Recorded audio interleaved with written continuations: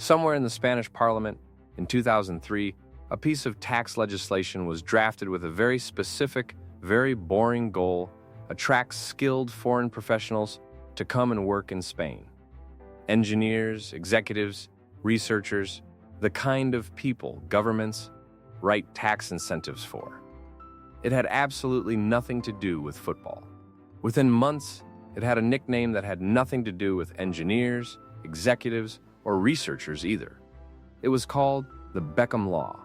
And for the better part of a decade, that quiet piece of fine print on Spain's tax code did something almost nobody noticed at the time. It quietly tilted the entire economics of European football transfers in Spain's favor. Spain, 2003, to understand this. Forget football for a second. In the early 2000s, Spain, like a lot of European countries, was trying to compete for global talent. Skilled professionals were mobile. They could choose to live and work almost anywhere in the world, and tax rates were a real factor in that decision. So in December 2003, Spain passed a piece of legislation that gave certain new foreign residents the option to be taxed differently from ordinary Spanish citizens. Instead of Spain's standard progressive income tax, which could climb up toward 45% for high earners, qualifying newcomers could elect to pay a flat rate, originally set at 24%, for 6 years. There was another major benefit buried in the small print. Under the scheme, you were only taxed on income earned inside Spain. Income earned abroad, sponsorship deals, image rights, foreign investments generally fell outside Spanish taxation entirely. For a software executive relocating from Germany, this was a nice perk. For somebody whose income included enormous global endorsement deals on top of a salary, this was transformative. And in the summer of 2003, one of the most recognizable athletes on the planet happened to be moving to Spain at exactly the right moment. Beckham arrives. David Beckham signed for Real Madrid in the summer of 2003, arriving from Manchester United as arguably the most commercially famous footballer in the world. His salary from Real Madrid was enormous. His income from boot deals, sponsorships, and global endorsements was, by some estimates, even larger than his salary. Under a standard Spanish tax regime, almost all of that wages and worldwide endorsement income alike would have been taxed at Spain's top progressive rate. Under this new legislation, which took effect for the tax year beginning January 2004, Beckham's situation looked completely different. His Spanish football salary would be taxed at the new flat rate, and the enormous global commercial income, the part of his earnings that had nothing to do with kicking a ball in Madrid, fell largely outside Spain's tax net altogether. The savings were significant. Significant enough that within a remarkably short period of time, Spanish newspapers, then international ones, stopped calling it by its actual, fairly dry legal name, the Special Regime for Displaced Workers, and started calling it something everyone could remember: La Ley Beckham. The Beckham Law, the quiet distortion here's where this stops being a quirky footnote and starts becoming a genuine structural story. Once it had a name, and once it had a famous test case proving exactly how valuable it was.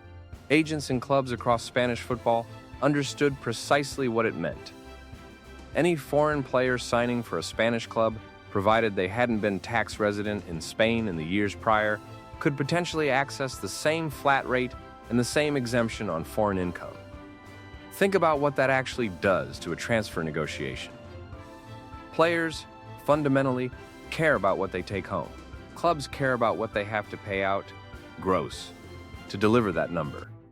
If a Spanish club can offer a player the same net salary as an English or Italian rival, while paying out significantly less in gross terms, because so much less of it disappears in tax, that's not a small advantage.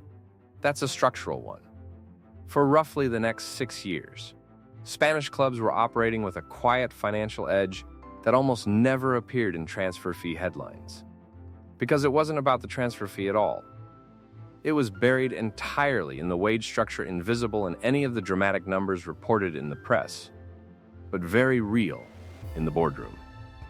Real Madrid and Barcelona, the two clubs most actively competing for the biggest global names, and therefore the players with the largest endorsement income to shield were precisely the club's best positioned to exploit it. A tax provision written for engineers and researchers had quietly become a competitive tool in the Galacticos era of Spanish football, the backlash by the end of the 2000s. Two things were happening at once. Spain was deep in the global financial crisis. Unemployment was rising sharply. Ordinary Spanish workers were facing serious economic pain. And at the exact same time, some of the highest paid athletes on the planet were paying a lower effective tax rate than many middle-income Spanish citizens. That contrast became politically impossible to ignore. The optics were brutal, a country in economic crisis, watching its own tax authorities hand preferential treatment to multi-millionaire footballers, many of whom didn't even live in Spain full-time once their careers ended. In late 2009, the Spanish government moved to close the loophole specifically for the group it had become most associated with. From January 2010 onward, professional athletes were explicitly excluded from the regime. Any footballer signing for a Spanish club from that point forward would be taxed under the ordinary progressive system, just like everybody else.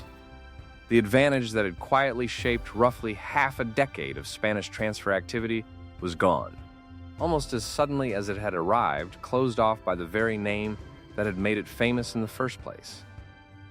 The longer legacy, here's the part of the story that outlived the football angle entirely. The Beckham Law itself didn't disappear.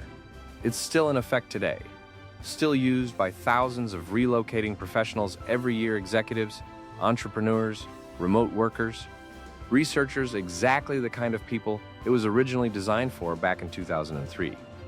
It's been amended multiple times since, expanded in some areas, tightened in others, and it remains one of the most well-known relocation tax incentives in Europe. But its identity is permanently tied to a footballer who was never the intended beneficiary in the first place. Decades from now, tax lawyers in Madrid will still be explaining the special regime for inbound taxpayers to confuse new clients by simply saying, "You might know this as the Beckham Law." It's a strange kind of legacy. Most football folklore involves a goal, a transfer, a moment on the pitch. This one involves a line in a national tax code, drafted by civil servants who almost certainly never imagined a footballer's name would end up permanently attached to their work, let alone that it would briefly become one of the quiet engines behind an entire era of European football transfers. A piece of legislation written for engineers ended up reshaping, for a few crucial years, how the richest clubs in Spain could afford the biggest names on the planet. This is what makes this one different from a lot of the stories in this series. There's no dramatic single moment here. No coin flip, no theft, no referee reaching into his pocket.